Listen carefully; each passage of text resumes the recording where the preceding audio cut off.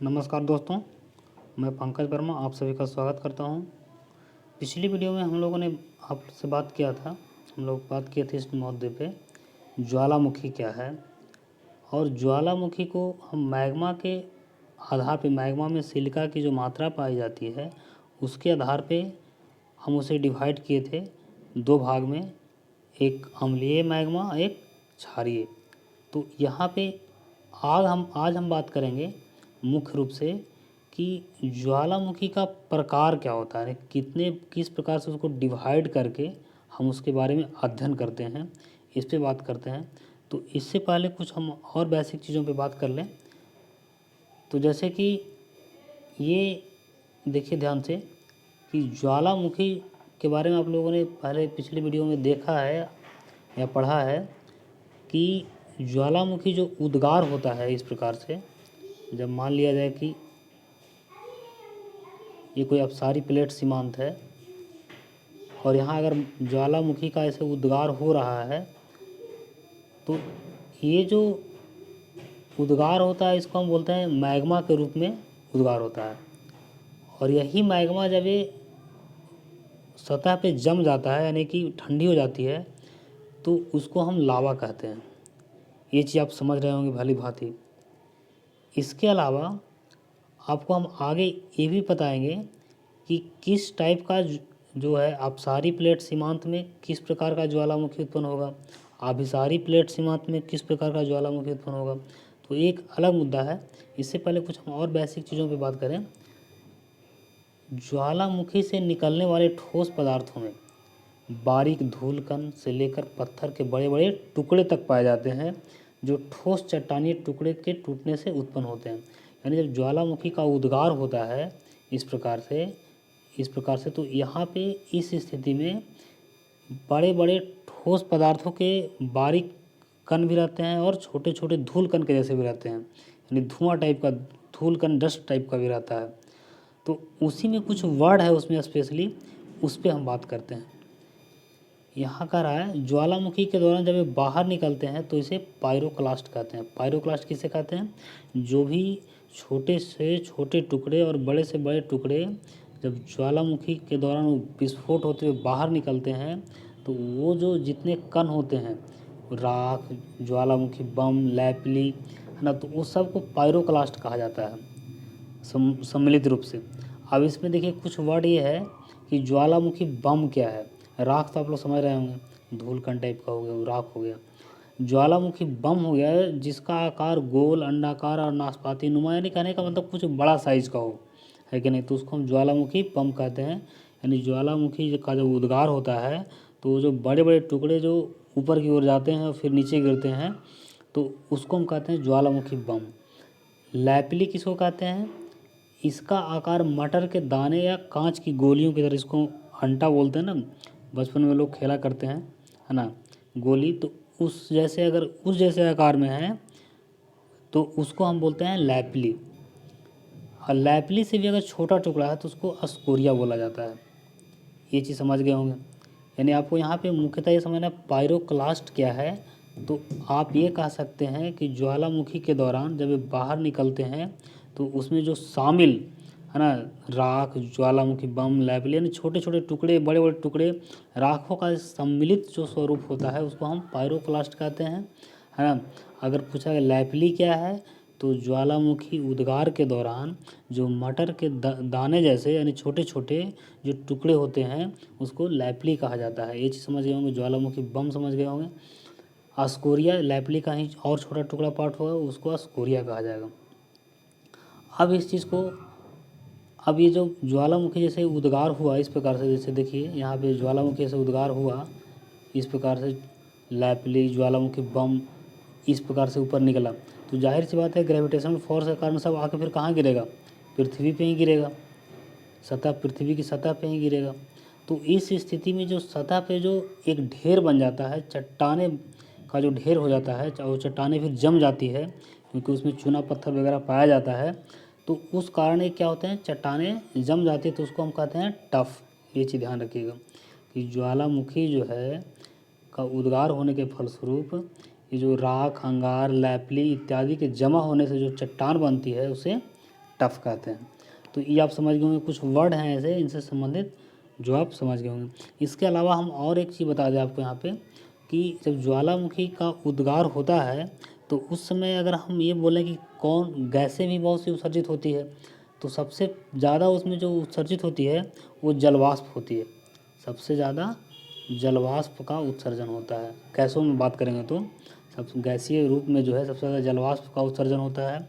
इसके अलावा और भी गैसें हैं जैसे CO2 यानी carbon dioxide, nitrogen gas, sulphur dioxide, ये सब महत्वपूर्ण गैसें हैं जो ज्वालामुखी के दौरान उत्सर्जित होते हैं। ज्वालामुखी जब प्रक्रियाएं होती है तो उस दौरान ये सब गैसों का भी प्रभाव उस समय वायुमंडल में बढ़ जाता है, यानी पाया जाता है। तो ये चीज़ भी आप समझ गए होंगे। अब हम आइए जो मूल टॉपिक है आज का, ज्वालामुखी का प्रकार, उस पर बात करते हैं हम, है ना, इसके प्रकार। तो देखिए, अब ज्वालामुखी के प्रकार की बात करेंगे तो एक जो है ज्वालामुखी का प्रकार होगा जो उद्गार की प्रकृति के आधार पे, उद्गार यानी कि उद्गार की प्रकृति कहने का मतलब है जब ज्वालामुखी का उद्गार हो रहा होता है तो किस प्रकार का होता है, यानी शांत प्रकार का होता है, बहुत विस्फोटक, बहुत तीव्र, बहुत विनाशात्मक होता है ना। तो कई कैटेगरी में उसको बांटा गया है, तो उसके आधार पे हम बात करेंगे। इसके बाद फिर है इस समय अवधि के आधार पर। समय अवधि के आधार पर कहने का मतलब है कि कोई वैसा ज्वालामुखी है जो कई वर्ष पहले यानी सैकड़ों वर्ष पूर्व वहाँ पे ज्वालामुखी का उद्गार हुआ करता था लेकिन अब नहीं हो रहा है ना। कुछ वैसे ज्वालामुखी क्षेत्र हैं जहाँ अभी भी उद्गार हो रहा है, तो उसको क्या कहेंगे। तो उसी आधार पे अगर हम उद्गार की समय अवधि के आधार पे बात करेंगे तो यहाँ पे 3 प्रकार के ज्वालामुखी की बात करेंगे। एक सक्रिय ज्वालामुखी, सक्रिय ज्वालामुखी का मतलब है कि वहाँ निरंतर हमेशा समय समय पे ज्वालामुखी का उद्गार होते रहता है। प्रसुप्त ज्वालामुखी का मतलब ये होता है कि यहाँ सुसुप्त अवस्था, नहीं कहने का मतलब कि यहाँ पे ज्वालामुखी होता है फिर एक लंबे अंतराल के बाद फिर कभी हो जाता है ना, प्रसुप्त अवस्था में है। और एक मृत ज्वालामुखी कि इसका मतलब वहाँ पहले ज्वालामुखी का उद्गार होता था लेकिन अब वैसे कई वर्षों से, है ना, 50-100 साल से पीछे किसी प्रकार का कोई एक्टिविटी ज्वालामुखी का नहीं पाया गया है, तो उसको हम कहते हैं मृत ज्वालामुखी। अब इधर जो उद्गार की प्रकृति के आधार पर हम बात करेंगे तो इसमें है एक केंद्रीय विस्फोटक प्रकार का ज्वालामुखी। केंद्रीय विस्फोटक है, एक है शांत दरार प्रकार का। देखिए यहाँ पे डिफरेंस यही समझना है आपको। जो केंद्रीय विस्फोटक प्रकार का होगा वो जो ज्वालामुखी होगा वो आपका अभिसारी प्लेट सीमांत, अगर आप प्लेट टेक्टोनिक पढ़े होंगे बढ़िया से, उसका वीडियो देखे होंगे, तो जाहिर सब चीज़ें हैं, इस सब जो वर्ड हम यूज कर रहे हैं अभिसारी प्लेट सीमांत, अपसारी प्लेट सीमांत, आप काफ़ी अच्छे तरीके से चीज़ों को समझ जाएंगे, है ना। ऐसे ये भी ऐसा नहीं कि ऐसे नहीं समझेंगे ऐसे भी, लेकिन थोड़ा बेहतर समझ पाएंगे उससे।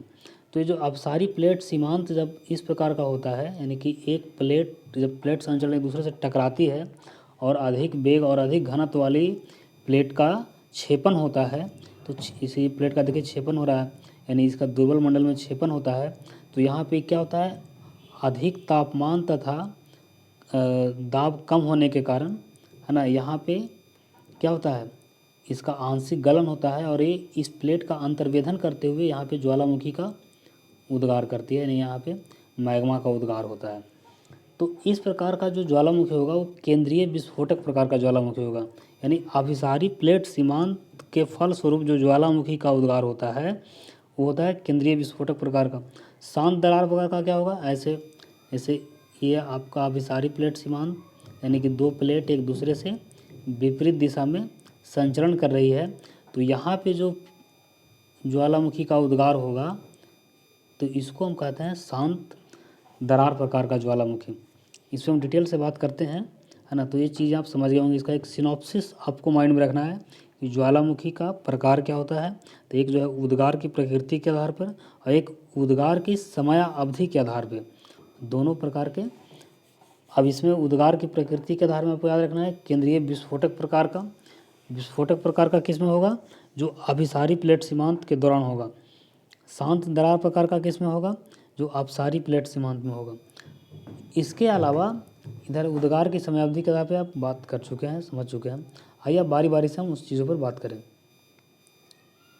अब इसमें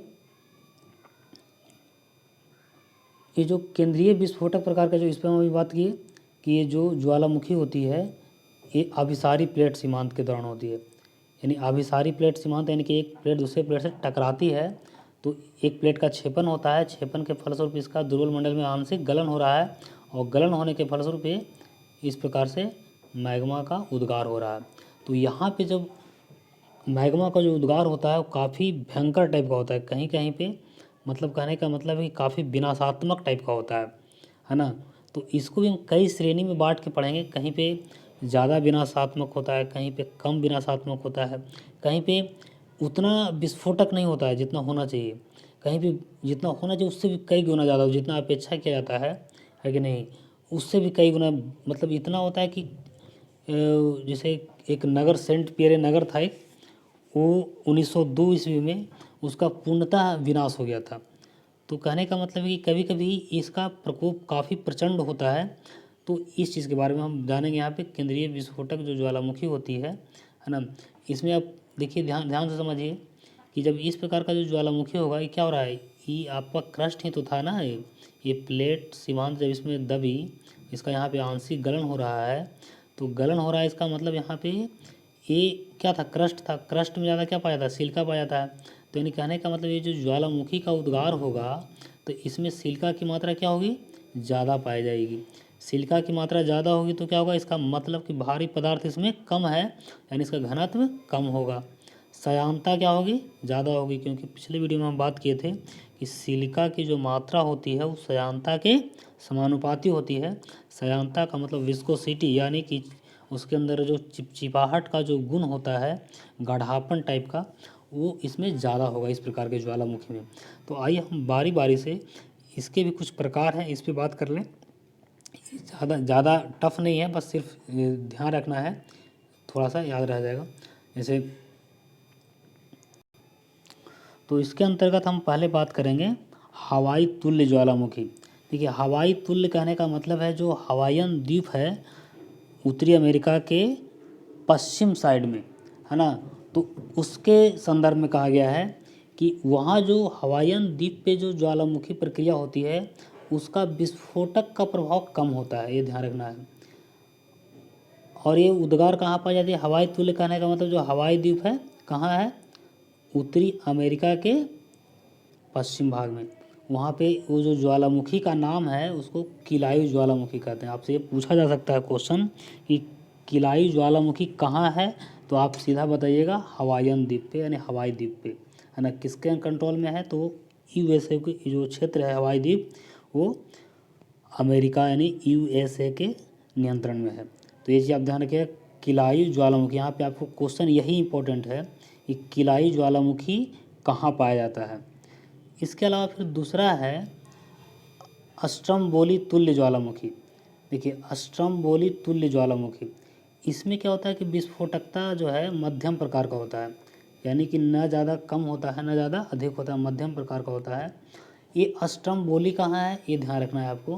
तो ये जो है इटली में पड़ता है, एक सिसिली द्वीप है इटली में, है ना, उसी भूमध्य सागर में सिसिली द्वीप है जो इटली के नियंत्रण में है। वहाँ पे जो ये जो ज्वालामुखी पाया जाता है वो उसका विस्फोटकता मध्यम प्रकार का होता है, इसलिए उसको हम कहते हैं अस्ट्रमबोली तुल्य। तो ये चीज़ आप समझ गए होंगे। आपको ये ध्यान रखना है कि सिसिली द्वीप कहाँ है, तो भूमध्य सागर में, ये भी ध्यान रखना है।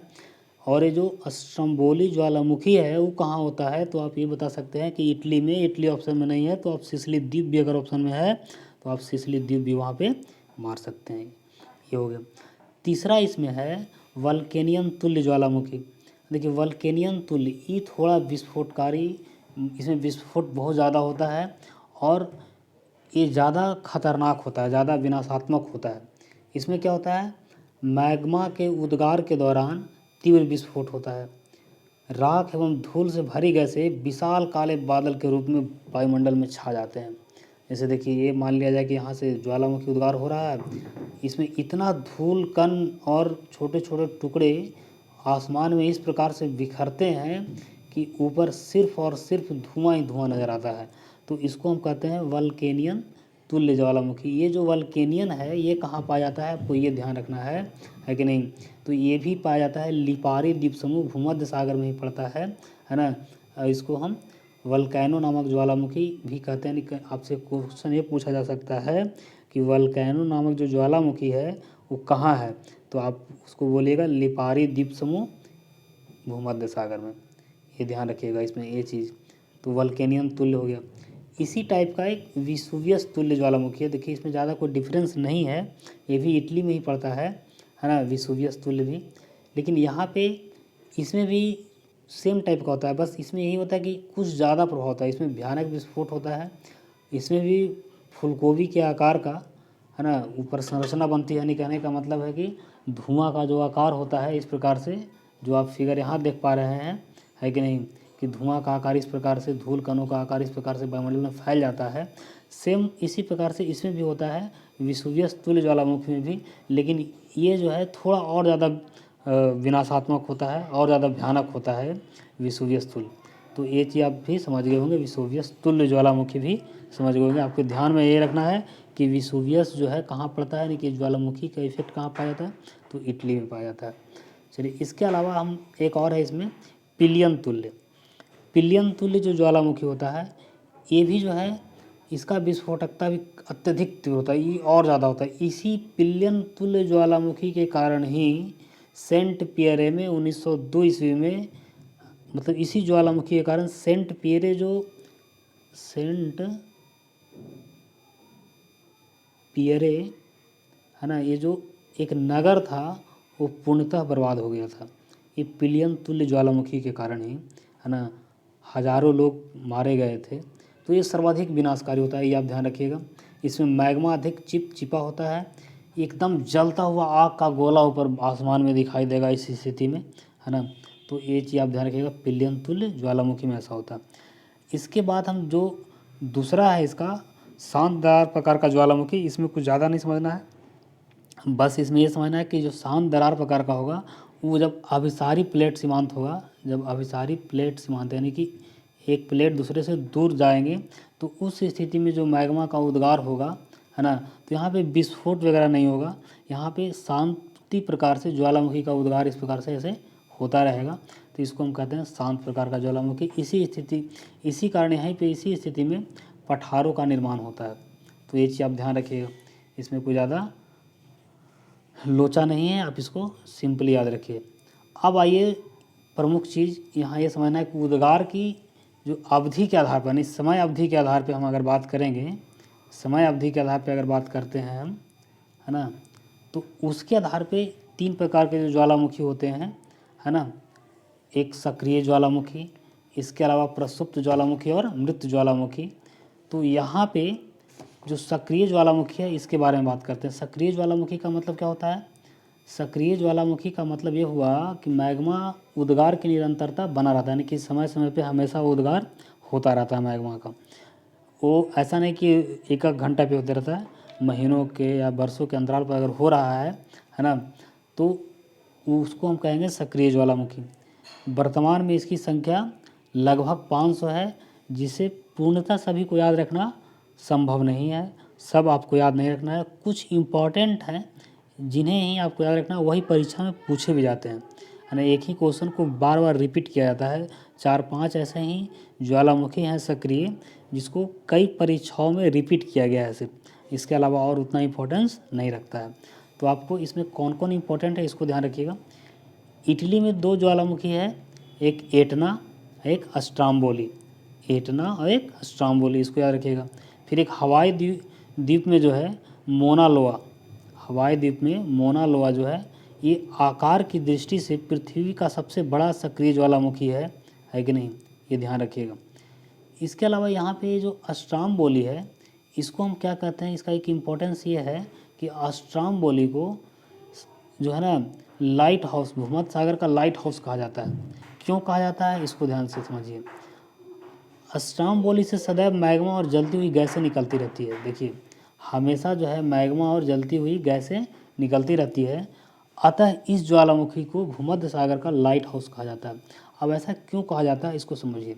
जैसे आज से हम अगर सैकड़ों वर्ष पूर्व जाएं, यानी पहले जाएं, तो उस समय आज तो हमारे पास मोबाइल में ही जो है जीपीएस लगा हुआ है, हम उसी कोई भी लोकेशन आसानी से ट्रैक कर लेते हैं मोबाइल के माध्यम से ही। लेकिन जब पहले लोग नाव से दूर निकलते थे, यानी कि एक देश से दूसरे देश जाते थे या सागर को पार करते थे, तो उन्हें बीच में पता नहीं चलता था कि हम किस दिशा में गए हुए हैं। तो ये जो अस्ट्रोम्बोली जो ज्वालामुखी है, यहाँ से हमेशा गैसों का जो उद्गार होता रहा, जलती हुई रहती है।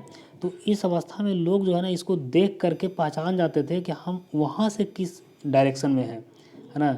आप ध्यान, अगर आप अभी यहाँ पे नहीं देख पा रहे हैं कि भूमध्य सागर कहाँ पे है, तो आप बिल्कुल मैप निकालिए, मैप में देखिए कि भूमध्य सागर कहाँ है, इटली कहाँ है। इटली के बगल में ही ये जो अस्ट्रोम्बोली है, वहाँ से जो अस्ट्रोम्बोली जो ज्वालामुखी है वो उसी के पास पड़ता है। तो उसी को हम लाइट हाउस कहा जाता है भूमध्य सागर का। क्यों कहा जाता है? क्योंकि पहले लोग नाम रख दिए, क्यों रखे थे? क्योंकि वो एक लोकेशन ट्रैक करने का माध्यम था। उसके माध्यम से लोग आसानी से पहचान लेते थे कि हम वहाँ से किस दिशा में हैं, है ना। तो इसीलिए उसको वहाँ का लाइट हाउस कहा जाता है। ये चीज़ समझ गए। दूसरा इसमें एक इम्पॉर्टेंट याद रखना है, ओजस डेल सलाडो। ओजस डेल सलाडो ये चिली और अर्जेंटीना, यानी कहने का मतलब है कि दक्षिणी अमेरिका में पड़ता है। चिली और अर्जेंटीना के बॉर्डर पे पड़ता है।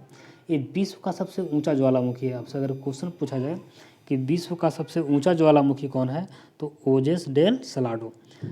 इसके बाद एक इम्पॉर्टेंट इसमें ये याद रखना है, बैरन द्वीप।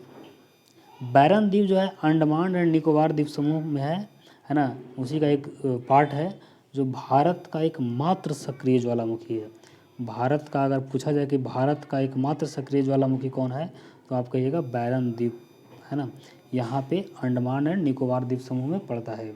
तो ये आप समझ पाए होंगे कि सक्रिय ज्वालामुखी में कौन कौन इंपॉर्टेंट है, एटना, अस्ट्रोम्बोली, मोना लोआ और बैरन द्वीप, ओजस डेल सलाडो, ये चीज़ें। इसके बाद दूसरा जो है प्रसुप्त ज्वालामुखी। इसमें क्या होता है कि उद्गार जो है, उद्गार के बाद शांत पड़ जाते हैं, परंतु कभी भी उद्गार हो सकता है इसमें। यानी कहने का मतलब है कि 10 साल 20 साल के बाद फिर से कभी उद्गार हो गया, तो इसको हम प्रसुप्त ज्वालामुखी कहते हैं। इसमें कुछ कुछ इंपॉर्टेंट है, इसको ध्यान रखिएगा। जैसे विसुवियस इटली का, है ना, इंडोनेशिया का क्राकातोवा, जापान का फ्यूजियामा। आपसे क्वेश्चन ऐसे पूछा जा सकता है कि फ्यूजियामा ज्वालामुखी कहाँ है, तो जापान में। क्राकातोवा कहाँ है, तो इंडोनेशिया में। विसुवियस ज्वालामुखी कहाँ है, तो इटली में। तो इस प्रकार से आप इसको याद रखिएगा, ये तीन चीज़ को। इसके बाद तीसरा है मृत ज्वालामुखी। मृत ज्वालामुखी क्या होता है कि देखिए, यहाँ पे मृत कहने का मतलब ये हुआ कि भूगर्भिक इतिहास के अनुसार बहुत लंबे समय से पुनः उद्गार नहीं हुआ। बहुत लंबे समय का मतलब यहाँ पे 10 साल 20 साल या 100 साल से नहीं है।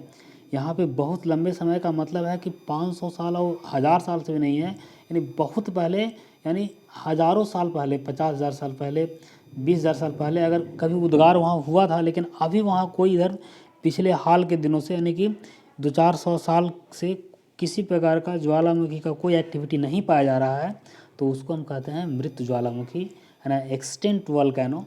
उसमें कौन कौन है ये आपको ध्यान रखना है, और कहाँ है ये इंपॉर्टेंट रखता है यहाँ पे। इससे आपसे पूछा जाए कि माउंट पोपा ज्वालामुखी कहाँ है, तो म्यांमार में। किस प्रकार का ज्वालामुखी है, तो मृत ज्वालामुखी है। किलिमंजारो ये अफ्रीका में है, अफ्रीका के पूर्वी तट पे पाया जाता है, तंजानिया में, है ना, किलिमंजारो।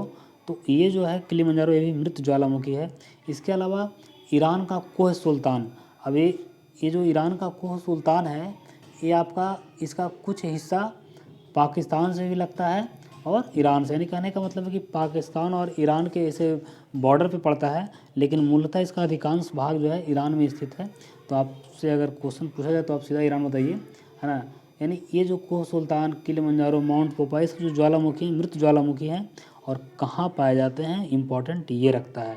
आपसे मोस्टली परीक्षा में यही पूछे जाते हैं कि ये ज्वालामुखी कहाँ पाया जाता है, अस्ट्रोम्बोली कहाँ पाया जाता है, कोह सुल्तान कहाँ पाया जाता है। तो ये आप ध्यान रखिएगा। तो आज हम बात किए ज्वालामुखी के प्रकार के बारे में।